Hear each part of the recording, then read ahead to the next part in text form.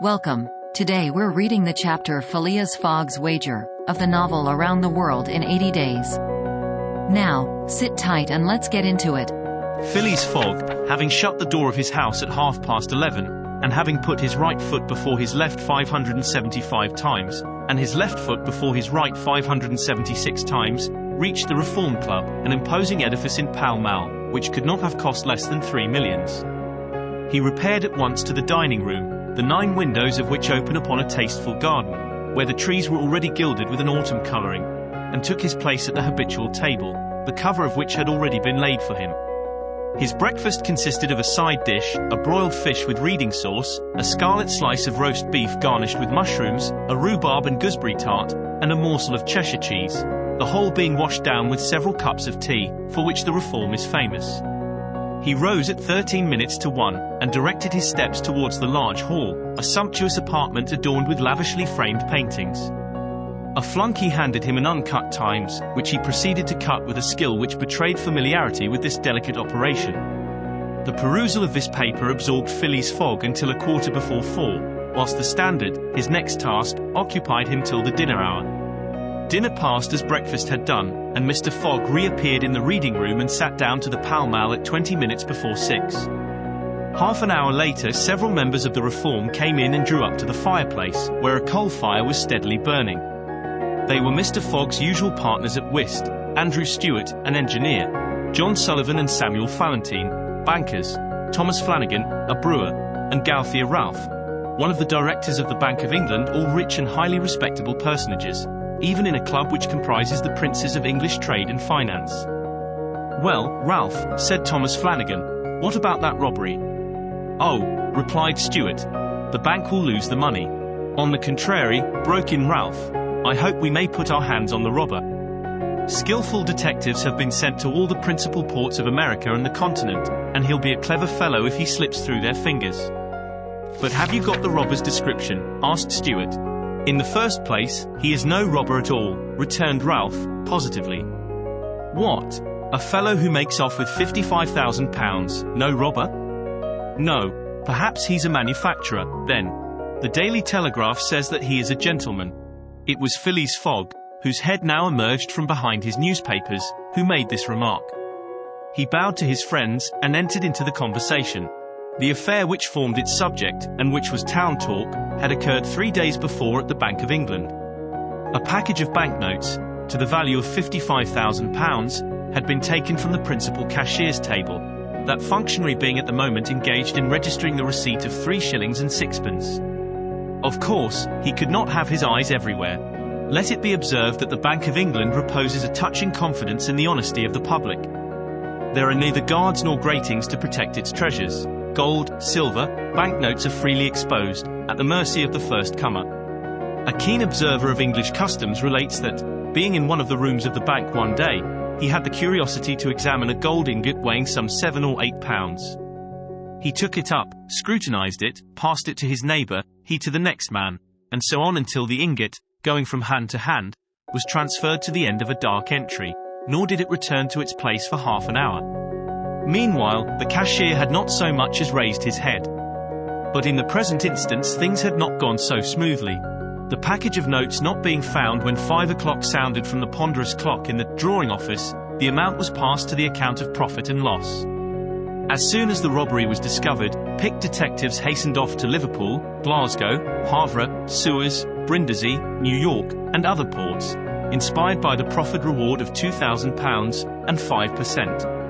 On the sum that might be recovered. Detectives were also charged with narrowly watching those who arrived at or left London by rail, and a judicial examination was at once entered upon.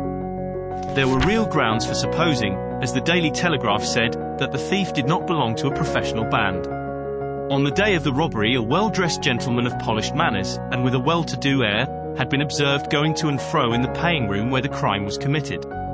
A description of him was easily procured and sent to the detectives, and some hopeful spirits, of whom Ralph was one, did not despair of his apprehension.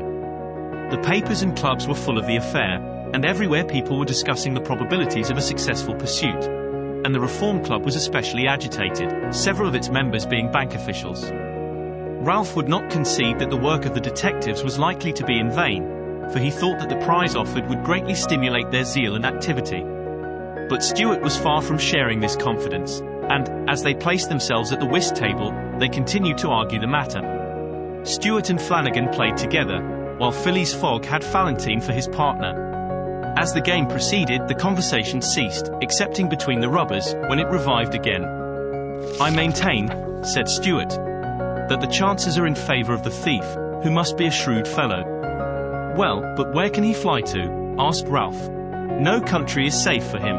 "Pshaw! Where could he go, then?" "Oh, I don't know that. The world is big enough." "It was once," said Phileas Fogg, in a low tone. "Cut, sir," he added, handing the cards to Thomas Flanagan.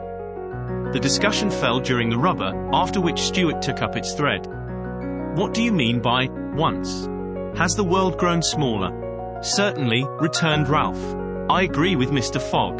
The world has grown smaller, since a man can now go round it 10 times more quickly than 100 years ago. And that is why the search for this thief will be more likely to succeed. And also why the thief can get away more easily." "Be so good as to play, Mr. Stuart," said Phileas Fogg. But the incredulous Stuart was not convinced, and when the hand was finished, said eagerly, "You have a strange way, Ralph, of proving that the world has grown smaller." "So, because you can go round it in 3 months, in 80 days, interrupted Phileas Fogg. "That is true, gentlemen," added John Sullivan. "Only 80 days. Now that the section between Rothal and Allahabad, on the Great Indian Peninsula Railway, has been opened. Here is the estimate made by the Daily Telegraph. From London to Suez via Mont Cenis and Brindisi, by rail and steamboats. 7 days from Suez to Bombay, by steamer. 13, from Bombay to Calcutta, by rail. 3, from Calcutta to Hong Kong, by steamer. 13, from Hong Kong to Yokohama, Japan, by steamer. 6, from Yokohama to San Francisco, by steamer. 22, from San Francisco to New York, by rail. 7, from New York to London, by steamer and rail. 9, total. 80 days. Yes, in 80 days," exclaimed Stuart, who in his excitement made a false deal. "But that doesn't take into account bad weather, contrary winds, shipwrecks, railway accidents, and so on." "All included," returned Phileas Fogg, continuing to play despite the discussion. "But suppose the Hindus or Indians pull up the rails," replied Stuart. "Suppose they stop the trains, pillage the luggage vans, and scalp the passengers." "All included," calmly retorted Fogg, adding, as he threw down the cards, 2 trumps. Stuart, whose turn it was to deal, gathered them up, and went on. "You are right, theoretically, Mr. Fogg, but practically." "Practically also, Mr. Stuart. I'd like to see you do it in 80 days. It depends on you. Shall we go? Heaven preserve me, but I would wager £4,000 that such a journey, made under these conditions, is impossible." "Quite possible, on the contrary," returned Mr. Fogg. "Well, make it, then. The journey round the world in 80 days? Yes. I should like nothing better." "When?" "At once. Only I warn you that I shall do it at your expense." "It's absurd," cried Stuart, who was beginning to be annoyed at the persistency of his friend. "Come, let's go on with the game." "Deal over again, then," said Phileas Fogg. "There's a false deal." Stuart took up the pack with a feverish hand, then suddenly put them down again. "Well, Mr. Fogg," said he, "it shall be so. I will wager the 4,000 on it." "Calm yourself, my dear Stuart," said Valentine. "It's only a joke. When I say I'll wager," returned Stuart, "I mean it." "All right," said Mr. Fogg, and, turning to the others, he continued, "I have a deposit of 20,000 at Bearings which I will willingly risk upon it." £20,000, cried Sullivan. £20,000, which you would lose by a single accidental delay. "The unforeseen does not exist," quietly replied Phileas Fogg. "But, Mr. Fogg, 80 days are only the estimate of the least possible time in which the journey can be made. A well-used minimum suffices for everything. But, in order not to exceed it, you must jump mathematically from the trains upon the steamers, and from the steamers upon the trains again." "I will jump mathematically. You are joking." "A true Englishman doesn't joke when he is talking about so serious a thing as a wager," replied Phileas Fogg, solemnly. "I will bet £20,000 against anyone who wishes that I will make the tour of the world in 80 days or less." in 1920 hours, or 115,200 minutes. Do you accept? We accept, replied Messrs. Stewart, Fallentin, Sullivan, Flanagan, and Ralph, after consulting each other. Good, said Mr. Fogg. The train leaves for Dover at 9:15. I will take it. This very evening? Asked Stewart. This very evening, returned Phileas Fogg. He took out and consulted a pocket almanac, and added, as today is Wednesday, the 2nd of October, I shall be due in London in this very room of the Reform Club, on Saturday, the 21st of December, at 9:15 p.m. Or else the £20,000, now deposited in my name at Barings, will belong to you, in fact and in right, gentlemen. Here is a cheque for the amount. A memorandum of the wager was at once drawn up and signed by the 6 parties, during which Phileas Fogg preserved a stoical composure. He certainly did not bet to win, and had only staked the £20,000, half of his fortune, because he foresaw that he might have to expend the other half to carry out this difficult, not to say unattainable, project. As for his antagonists, they seemed much agitated, not so much by the value of their stake, as because they had some scruples about betting under conditions so difficult to their friend. The clock struck 7, and the party offered to suspend the game so that Mr. Fogg might make his preparations for departure. I am quite ready now, was his tranquil response. Diamonds are trumps. Be so good as to play, gentlemen. Did you enjoy today's chapter of Around the World in 80 Days? Why not subscribe and ring the bell?